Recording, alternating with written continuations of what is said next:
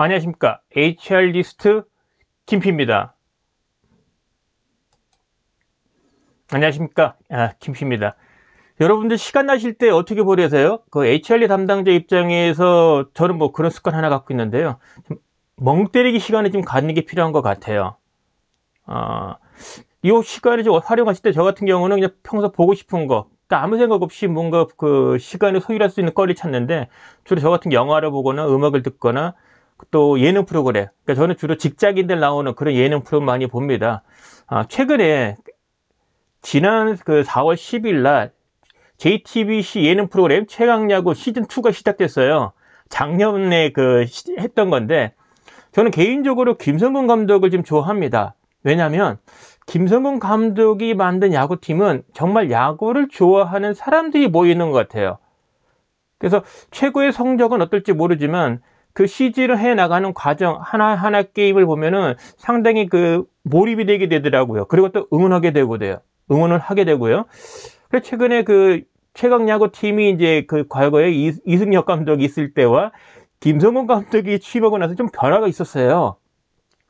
그래서 이 최근 야구팀의 그 특징 중에 하나는 프로야구 출신들, 은퇴한 프로야구 출신 선수하고 아주 일부 뭐 대학야구 선수, 그 다음에 독립리그에 있는 선수, 극소수 이렇게 결합이 돼가지고 만든 팀인데, 승률 7할을 목표로 해서 그 한 시즌을 좀 보냈던 겁니다. 다행히도 작년에 시즌 1을 완결을 지을 때 7할을 했더라고요. 물론 그 상대 선수는 고교 탑 클래스에 있는 고교팀, 대학리그팀, 독립리그팀, 그 다음에 그 프로야구 2군 이렇게 좀 섞여 있는데 어쨌거나 쉽지 않은 그 경기인데도 불구하고 잘 해내더라고요. 그런데 김성근 감독이 이제 시즌2를 준비하면서 내세운 것이 그러니까 70%의 승률인데 그 이상의 팀을 만들려는 그런 의지가 보입니다.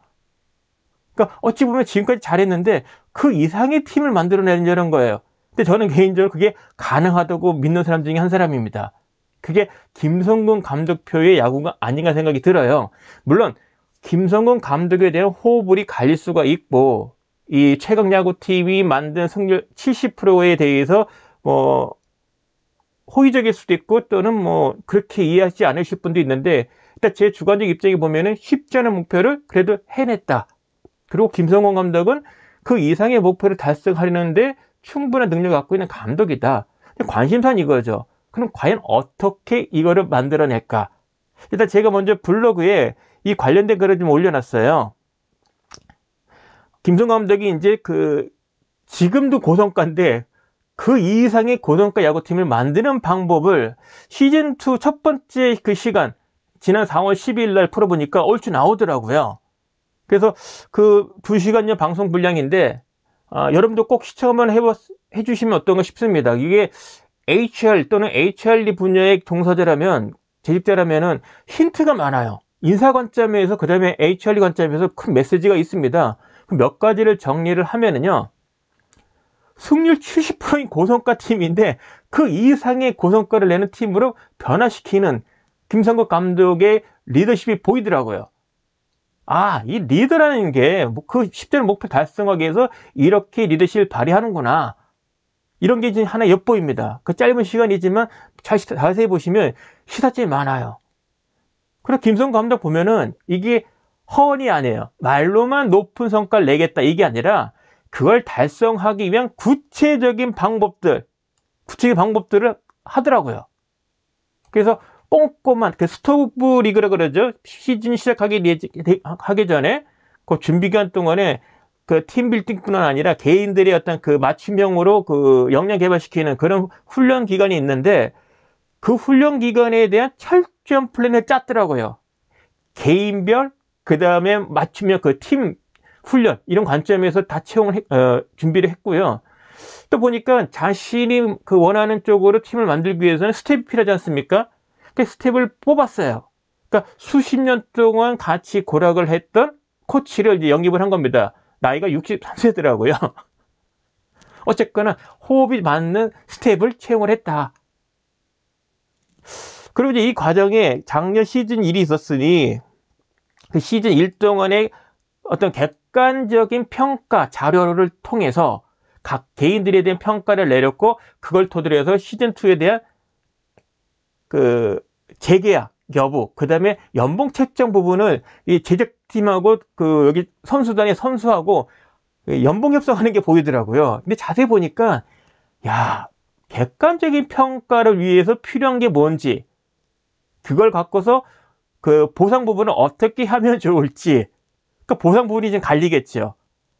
뭐 재계약된 것만 해도 감지덕지한 선수들이 있겠지만 그 객관적인 평가 결과 갖고서 보상도 해야 되고 또는 뭐 감봉도 해야 되는 이런 상황이란 말이에요. 그 부분에 대한 그 제작진의 접근 방법이 시사점이 좀 크더라고요.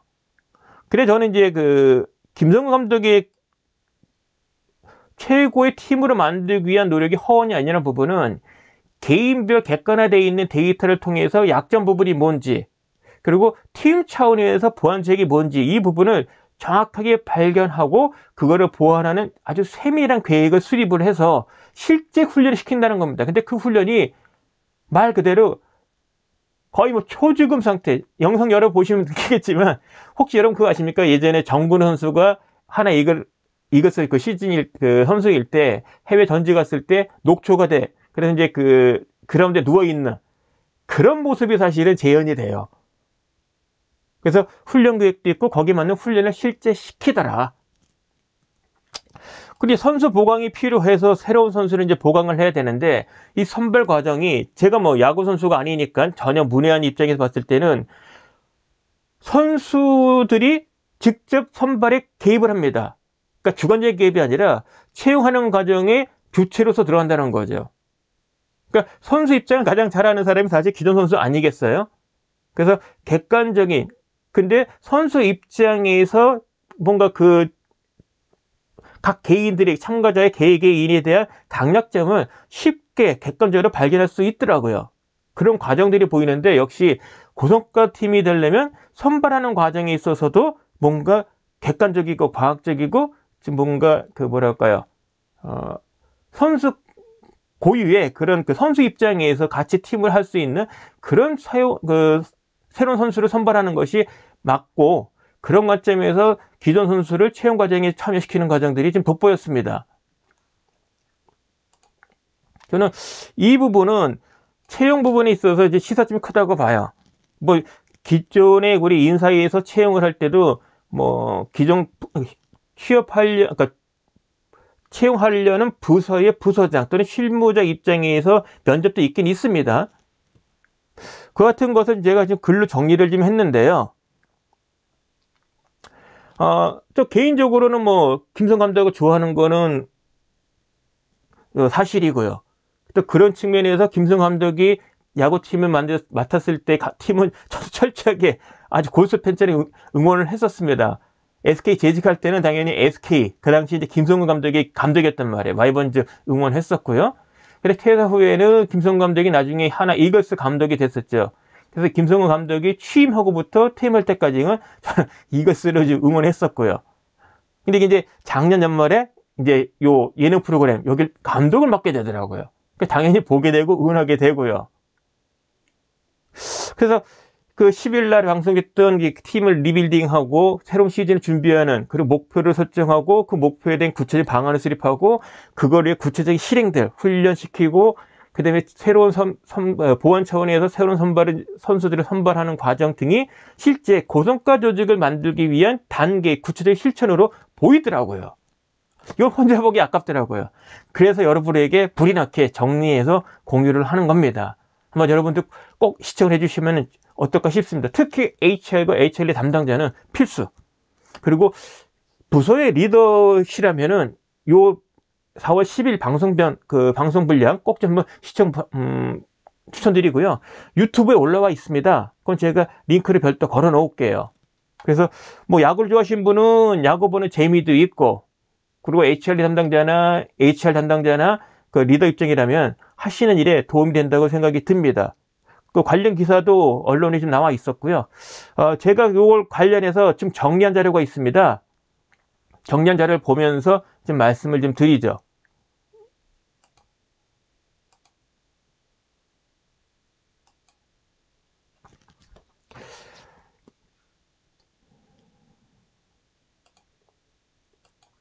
제가 아까 말씀만 드렸을 때 지금 뭔지 모르겠는데, 그 객관적인 한 시즌 동안의 객관적인 결과물을 갖고서 재계약 여부를 이제 그 결정하는, 통보하는 그런 면담 과정이에요. 아무리 그 베테랑이 과거 그 프로 선수지만은 상당히 긴장들 하더라고요. 그래서 자신이 자기 실력 알잖아요. 그래서 재계약이 이게 될까 안 될까? 그 각 개인들마다 처한 입장에 따라서 이제 반응들이 과간입니다. 박용택 선수 같은 경우는 불안불안해요. 그래서 송순주. 자, 좋은 실적은 아닌 거 본인도 알더라고요. 그래서 크게 그 4개 그룹으로 선수 평가를 했더라고요. 그 보시면 중앙의 상위 부분이 이제 고성과자, 그 다음에 뭐 보통, 그 다음에 이제 하위, 연봉 삭감 대상이 되죠. 그리고 우측인 사람은 재계약이 아닌 방출에 대한 그 후보군이에요. 그래서 이 프로에서는 방출에 대한 것은 자세히 안 나옵니다. 다만 재계약은 재계약인데 연봉 인상이냐 그대로냐 아니면 삭감이냐 이 부분에 대한 것을 통보하는 과정이 나옵니다. 그래서 A등급 받은 사람도 있고 그렇지 않은 사람도 있는데 당연히 A등급 받은 사람은 연봉 인상이 되죠. 흔쾌히 사인하더라고요. 근데 연봉 삭감 대상도 있어요. 그게 아무리 예능이지만 재계약을 한다고 하지만 연금 삭감인데 연봉이 이게 좋아할 사람이 있겠습니까? 그죠? 근데 사인을 하게 만드는 게 또 제작진의 그 아주 고수더라고요. 이 경우 이제 그 금액을 제시했더니 딱 반응이 이거예요. 딱 적당하다. 그러니까 서로 윈윈 된 거죠. 재계약됐고 연봉이 인상됐지만 서로 계약을 하게 됐습니다. 자, 이제 그 중요한 거는 새로운 시즌을 준비하는 그 스토브 리그 부분에 이제 그 어떻게 만들 것이냐 이 부분인데 이미 김성근 감독은 그 이 시즌 일이 끝나자마자 팀 훈련에 대한 걸 짰더라고요. 아주 촘촘하게 좀 짜놨습니다. 바꿔 얘기하면 선수 입장 보면은 반 죽는 거죠. 정근우 선수 같은 경우는 거의 현역 때와 똑같지 않나 그런 반응이었습니다. 근데 포인트는 이거죠. 이거대로 한다는 거예요. 정말 고성과를 내기 위한 계획 수립도 중요하지만 실제 그것을 실현 가능하도록 한다는 거죠. 그러려면 팀 전체에 대한 스토브 리그 동안의 훈련에 대한 부분을 계획대로 하는데 선수들이 반응도 사실 각양각색입니다. 뭐 잘 적응하는 뭐 정군들도 있지만 적응 못하는 타고난 출신들 있지 않습니까? 그 보면은 거의 뭐 토 나올 정도로 하더라고요. 은퇴한 선수들인데 이런 얘기도 나옵니다. 이제 직업이 자기들이 야구 선수다라는 반응 정도 나오고요. 과거에 왜 정근우가 해외 그 전지훈련 갔을 때 왜 저 누워있는 사진 나왔고 그 표정이 이렇게 좋았는가? 차라리 누워있는 게 더 편하다는 그런 느낌을 가졌다는 겁니다. 그만큼 힘들다는 얘기겠죠? 이와 같은 훈련을 제대로 하려면 스텝도 필요하겠죠. 그래서 오랫동안 그 같이 코치로 그 인연을 맺었던 코치를 이제 수습을 해서, 수습을 해가지고 이제 코치로 영입을 합니다. 그래서 실제 코치하고 같이 이제 훈련에 하는데 코치조차도 나이는 63세예요. 근데 이거는 시사점이 있어요.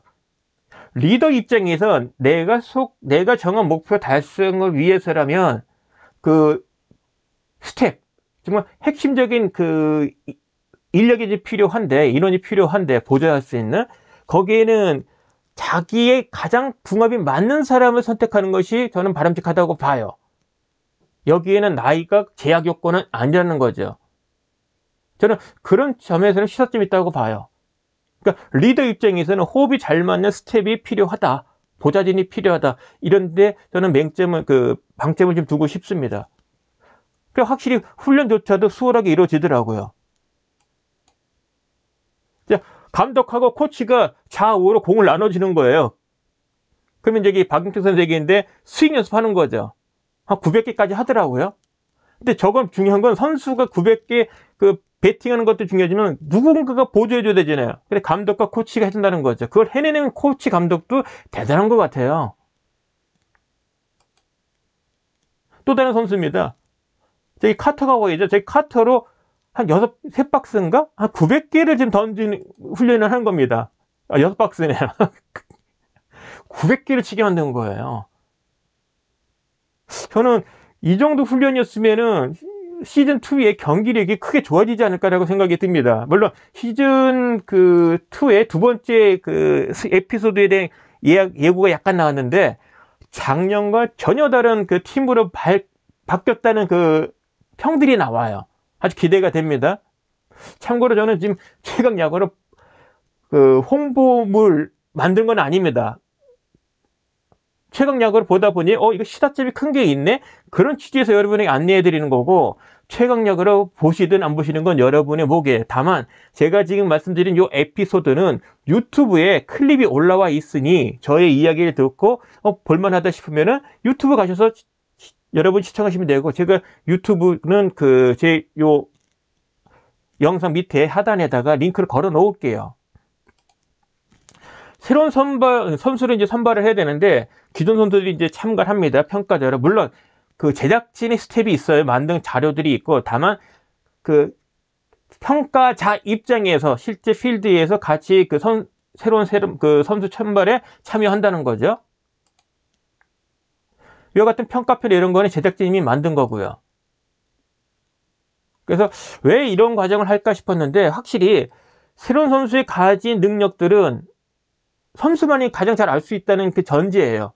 실제 공을 던지고 받고 하는 과정에 있어서의 새로운 선수들에 대한 장점, 단점들을 파악할 수 있다는 거죠. 그건 제작진이 찾아내기 어려울 거예요. 그래서 볼을 주고받는 연습들을 하는 과정에 있어서의 느낌바들을 제작진에게 또 알려주기도 합니다. 그리고 새로운 투수, 특히 투수 선발할 때는 핫한 거니까 직접 감독님도 참여를 하고요. 그 다음에 기존의 베테랑 선수들이 심사위원으로 좀 참석을 합니다. 자, 이렇게 해서 최강야구에 대한 시즌2 시작하면서 봤던 에피소드에서 상당히 시사점이 큰 게 있어서 여러분들에게 같이 공유를 해드렸습니다. 호불이 갈릴 수는 있어요. 그거는 저도 인정을 합니다. 그런데 한번 여러분들 시간 나실 때 유튜브에 올라오고 있는 거니까요, 한번 시청해 보시면 어떨까 싶습니다. 오늘 이야기는 여기까지입니다. 고맙습니다.